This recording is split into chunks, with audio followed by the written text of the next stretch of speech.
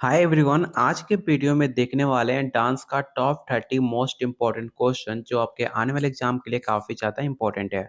आज का practice set number 8 है। इससे पहले हमने 7 प्रैक्टिस सेट और बहुत सारे इम्पोर्टेंट क्वेश्चन कंप्लीट कर चुके हैं।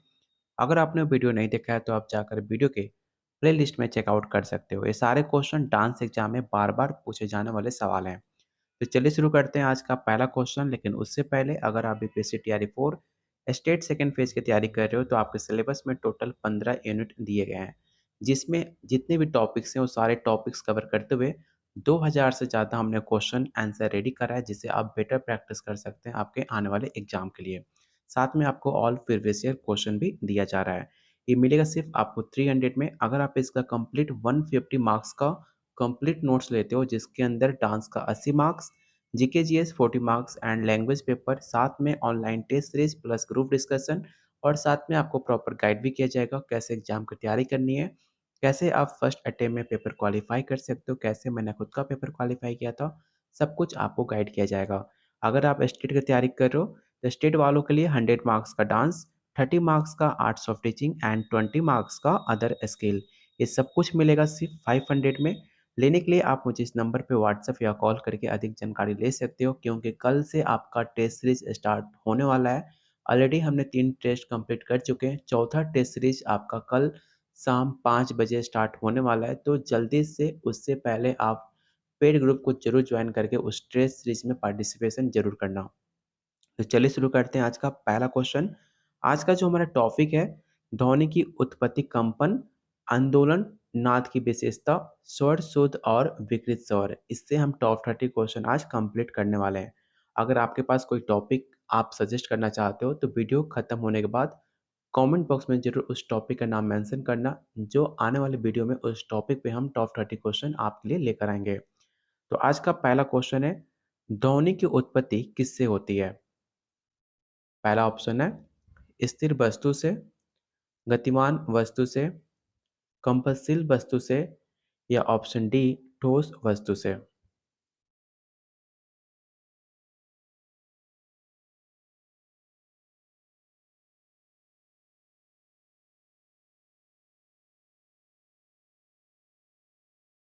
तो जिनका भी आंसर सी आ रहा है उनका आंसर बिल्कुल सही है। ऑप्शन सी इसका राइट आंसर होगा। ध्वनि का उत्पन्न कंपनशील हम वस्तुओं से होता है, जो वायु के माध्यम से हमारे कानों तक पहुंचती है।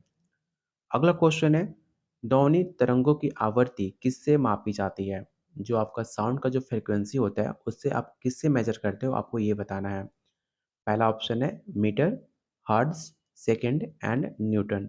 ये क्वेश्चन आपके यूजीसी नीट में पूछा गया था, तो ऐसे क्वेश्चन भी आप एग्जाम में पूछे जा सकते हैं, इसलिए आप प्रैक्टिस जरूर करना। और आप लोगों से रिक्वेस्ट है कि सारे लोग वीडियो को लाइक एंड शेयर आप लोग जरूर करना, क्योंकि आप लाइक करते हो उससे हमें पता चलता है वीडियो आपको पसंद आ रही है, तो आपके लिए और इम्पोर्टेंट क्वेश्चन हम लाने की कोशिश करते हैं।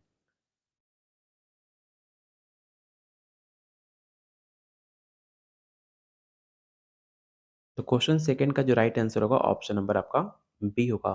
ध्वनि तरंगों की आवृत्ति हर्ट्ज में मापी जाती है, जो प्रति सेकंड कंपनों की संख्या दर्शाती है। इस पॉइंट को भी आप याद रखोगे। क्वेश्चन नंबर थर्ड, आवृत्ति बढ़ने पर ध्वनि की पिच कैसी होती है?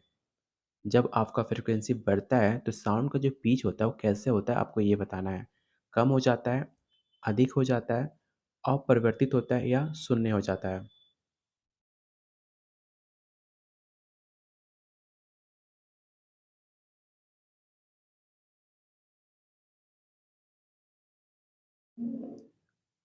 तो इसका राइट आंसर होगा ऑप्शन नंबर आपका बी। जब फ्रीक्वेंसी आप बढ़ाते हो तो जो भी साउंड होता है उसका जो पिच होता है वो अपने आप बढ़ जाता है। ऑप्शन बी इसका राइट आंसर होगा। क्वेश्चन नंबर फोर, नाद किसे कहते हैं? पहला ऑप्शन है कोई भी ध्वनि को नाद कहते हैं, संगीतात्मक ध्वनि को नाद कहते हैं, या शोर को नाद कहते हैं, या ऑप्शन डी उपरोक्त में से सभी।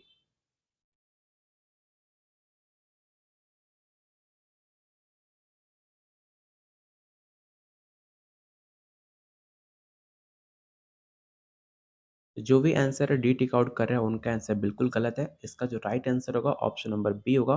संगीतात्मक ध्वनि नाद वो ध्वनि है जो संगीत में उपयोग होती है और नियमित कंपनों से इसको उत्पन्न किया जाता है।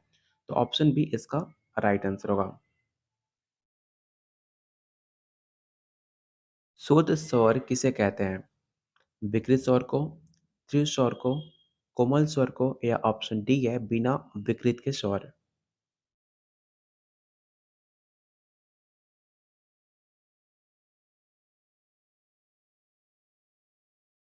जिनका भी आंसर डी टिक आउट कर रहे हैं उनका आंसर बिल्कुल सही है। याद रखिएगा कि जो आपका शुद्ध स्वर होते हैं, जिनमें कोई भी विकृति नहीं होती है और जो अपने प्राकृतिक रूप से होते हैं, उन्हें बिना विकृति के स्वर कहते हैं। ठीक है, ऑप्शन डी इसका राइट आंसर होगा। विकृत स्वर किसे कहते हैं? शुद्ध स्वर को या तीव्र या कोमल स्वर को, मध्यम स्वर या ऑप्शन डी उपरोक्त में से सभी।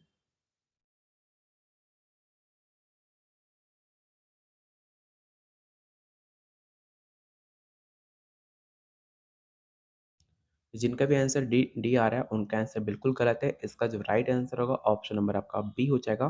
याद रखिएगा, विकृत स्वर वो होते हैं जो शुद्ध स्वरों से काफी भिन्न होते हैं, जैसे कि तीव्र या कोमल स्वर।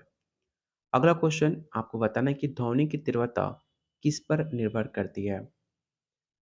पहला ऑप्शन है आवृत्ति, तरंग धैर्य पर, कंपन की एम्पलीट्यूड पर या ऑप्शन डी माध्यम के घनत्व पर।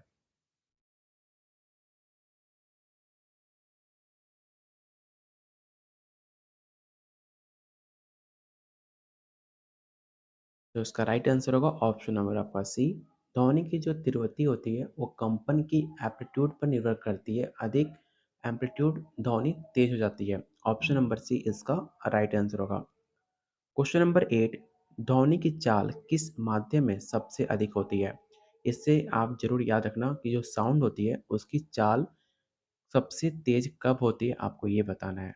ठोस में, द्रव में, गैस में या निर्वात में। आपने क्लास 6 में पढ़ा होगा फिजिक्स में, साइंस में आपको पढ़ना होता है साउंड एंड फ्रीक्वेंसी, जो क्लास 12 तक चलते रहता है।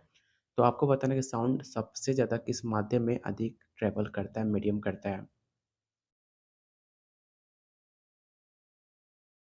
तो जिनका भी आंसर ए आ रहा है आंसर उनका बिल्कुल सही है, ठोस। याद रखिएगा जो साउंड की चाल होती है वो ठोस में सबसे ज़्यादा अधिक होती है, क्योंकि ठोस में अणुओं के बीच दूरी काफ़ी कम होती है, इसलिए उसमें साउंड की फ्रीक्वेंसी काफ़ी ज़्यादा एक्टिव होती है। अगला क्वेश्चन, ध्वनि तरंगे किस प्रकार की होती हैं? पहला ऑप्शन है अनुदैर्ध्य, अनुप्रस्थ, अस्थाई या परिवर्तित।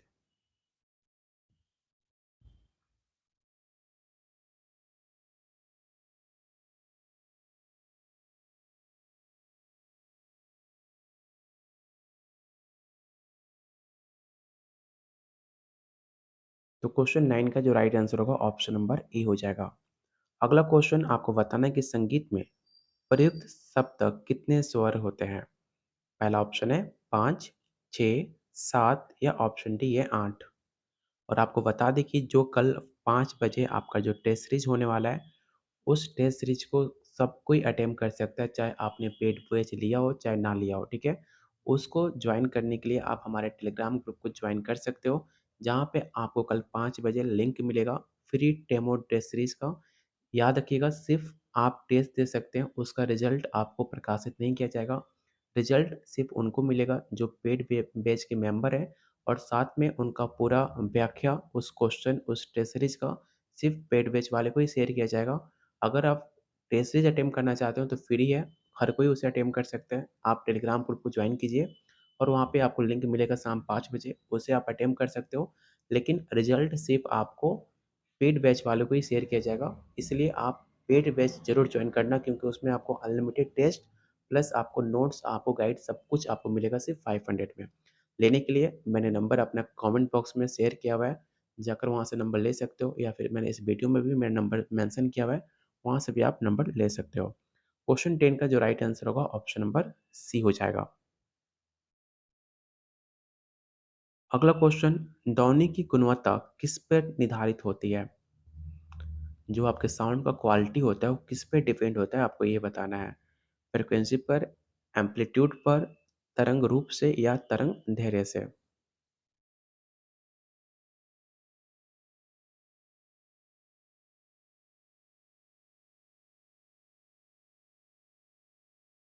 तो क्वेश्चन 11 का जो भी आंसर सी टिक आउट कर रहे हैं उनका आंसर बिल्कुल सही है। ऑप्शन सी इसका राइट आंसर होगा। ध्वनि की क्वालिटी या उसका टिम्बर जो होता है तरंग के रूप पर निर्भर करता है, जिसमें विभिन्न वाद्य यंत्रों की ध्वनि काफी डिफरेंट होती है एक दूसरे से। अगला क्वेश्चन है, कोमल स्वर किसे कहते हैं? पहला ऑप्शन है शुद्ध स्वर को, विकृत स्वर, तीव्र स्वर या उपरोक्त में से सभी। देखो, कभी भी आपका ऑप्शन डी बहुत सारे बच्चे ऑल ऑफ दिस देखकर ऑप्शन जल्दी से टिक आउट कर देते हैं, लेकिन याद रखिएगा, हमेशा all of the above right answer आपका नहीं होता है। इसलिए कहा जाता है कि क्वेश्चन और ऑप्शन को ध्यान में देखकर ही ऑप्शन को टिक आउट करना। इसका जो राइट आंसर होगा ऑप्शन नंबर आपका बी हो जाएगा, विकृत स्वर। कोमल स्वर वो होते हैं जो शुद्ध स्वरों से थोड़े कम आवृत्ति वाले होते हैं और विकृत स्वर की श्रेणी में आते हैं। इस डेफिनेशन को भी याद रखिएगा, आपके एग्जाम में पूछा जा सकता है। त्रिस्वर किसे कहते हैं? पहला ऑप्शन है शुद्ध स्वर को, विकृत स्वर को, कोमल स्वर को या उच्च आवृत्ति वाला स्वर।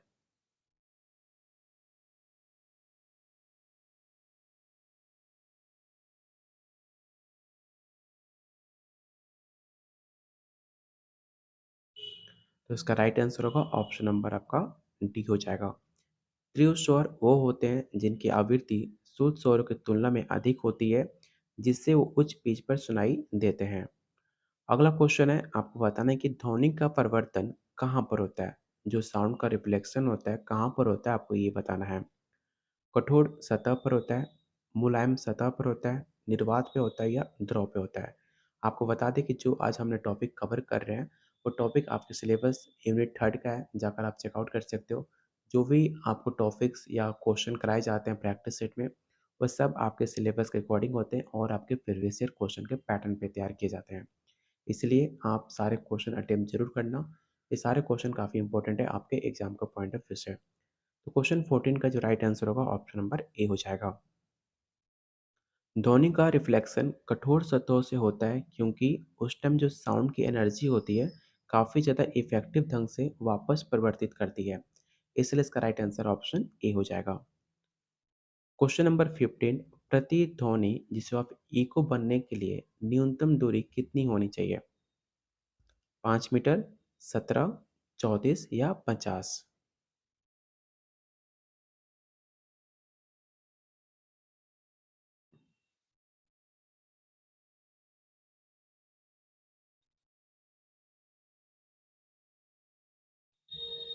तो इसका राइट आंसर होगा ऑप्शन नंबर आपका बी हो जाएगा।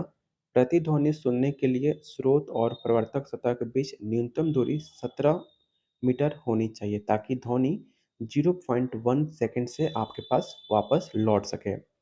अगला क्वेश्चन है, संगीत की ध्वनि और शोर में मुख्य अंतर क्या है? पहला ऑप्शन है आवृत्ति, लय और सामंजस्य, ध्वनि तीव्रता या ऑप्शन डी तरंग दैर्ध्य।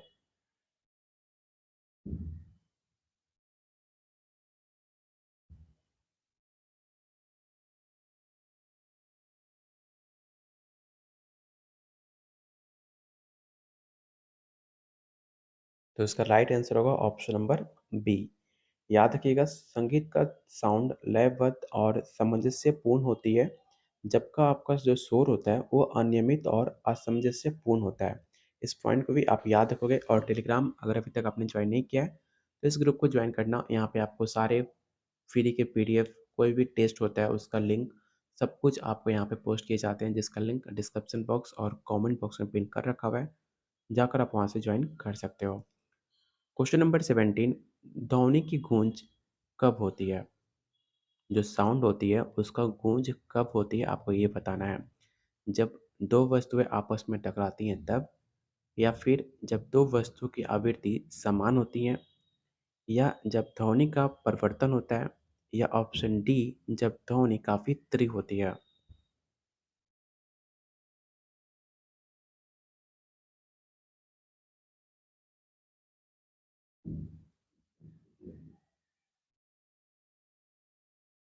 तो इसका राइट आंसर होगा ऑप्शन नंबर बी, जब दो वस्तुओं की फ्रीक्वेंसी काफ़ी समान होती है तब जाकर आपका साउंड का जो गूंज होता है तब उत्पन्न होता है। ऑप्शन बी इसका राइट आंसर होगा। साउंड तरंग का वेग सबसे कम कहाँ पर होता है? ठोस में, द्रव में, गैस में या निर्वात में? पिछले क्वेश्चन में अभी जस्ट हमने बताया था कि साउंड की जो तरंगें होती हैं सबसे तेज कहाँ पे होती है? तो ठोस पे होती है। लेकिन इस क्वेश्चन में पूछा गया है सबसे कम कहाँ पे होती है? तो याद रखिएगा निर्वात पे होती है, ठीक है? Option D. निर्वात में ध्वनि तरंग का वेग नहीं होता क्योंकि ध्वनि तरंग को फैलने के लिए माध्यम की आवश्यकता होती है और जबकि निर्वात में आपका मीडियम नहीं होता। संगीत में सप्तक में सबसे उच्च स्वर कौन सा है? काफी आसान और काफी इंपॉर्टेंट क्वेश्चन है। ये भी सवाल आपके एग्जाम में पूछा हुआ सवाल है। सा, रे, ध या नी?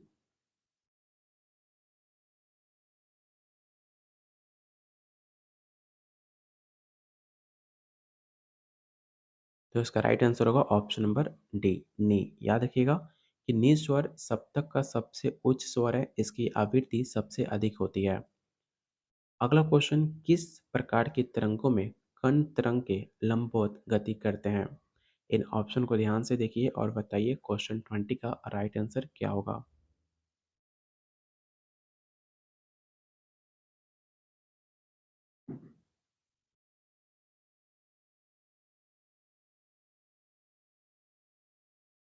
तो इसका राइट आंसर होगा ऑप्शन नंबर बी, अनुप्रस्थ तरंगे। साउंड को मापने की इकाई को क्या कहते हैं? तो काफ़ी आसान क्वेश्चन है, इसमें हर किसी का आंसर सही होना चाहिए क्योंकि आप बचपन से पढ़ते आ रहे हो कि जो साउंड का मेजर करने का जो यूनिट होती है वो डेसिबल होता है। Option number A. कंपन की आवृत्ति किससे समान होती है? तरंग के धैर्य से, स्रोत के कंपन से, माध्यम के प्रकार से या ऑप्शन डी तरंग की गति से?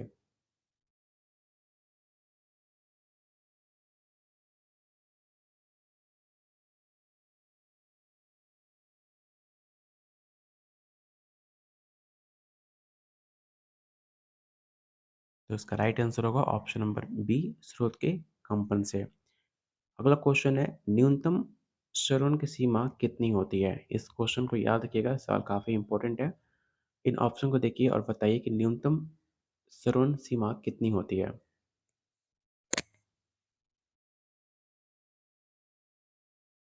जो साउंड सुनने की जो फ्रिक्वेंसी होती है वो 20 हर्ट्ज होती है, ठीक है? ऑप्शन इसका ए राइट आंसर होगा।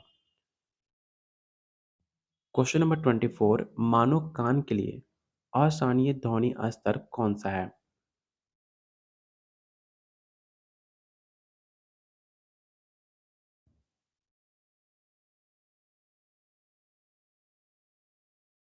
60 डेसिबल, 85 डेसिबल, 120 डेसिबल या 200 डेसिबल?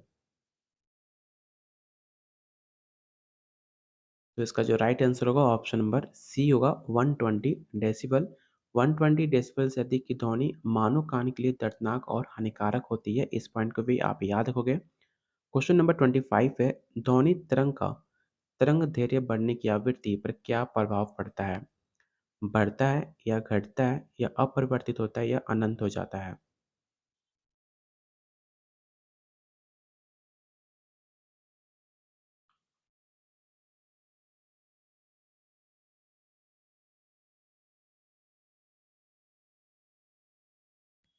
तो इसका राइट आंसर होगा ऑप्शन नंबर बी, घटता है। तरंग दैर्ध्य और आवृत्ति का व्याक्रमानुपाती संबंध है। तरंग दैर्ध्य बढ़ने पर आवृत्ति घट जाता है। मतलब बात कर रहा है यहाँ पर रेशियो का। जब आपका फ्रिक्वेंसी जो तरंग होती है वो जब बढ़ता है तो जो आपका फ्रिक्वेंसी होता है वो घट जाता है। क्वेश्चन नंबर 26, ध्वनि तरंग किस प्रकार की ऊर्जा का उदाहरण है? रासायनिक ऊर्जा, यांत्रिक, विद्युत या चुंबकीय?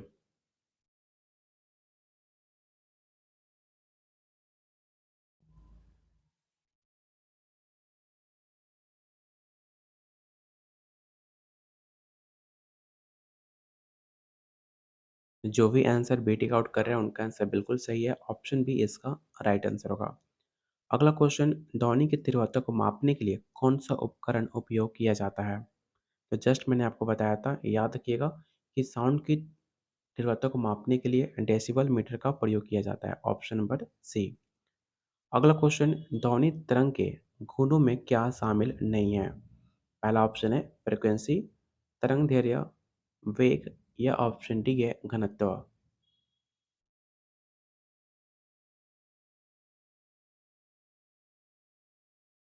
क्वेश्चन में नहीं पूछा गया है, इसको ध्यान रखना। इसका जो राइट आंसर होगा ऑप्शन नंबर डी होगा घनत्व। घनत्व माध्यम का गुण है, ना कि ध्वनि तरंग का। ध्वनि तरंग के गुणों में आवृत्ति, तरंग दैर्ध्य और वेग शामिल होता है। इस पॉइंट को आप याद रखिएगा। अगला क्वेश्चन है संगीत में प्रयुक्त श्रुति क्या दर्शाती है? एक स्वर, स्वरों के बीच सूक्ष्म अंतर, लय या ताल।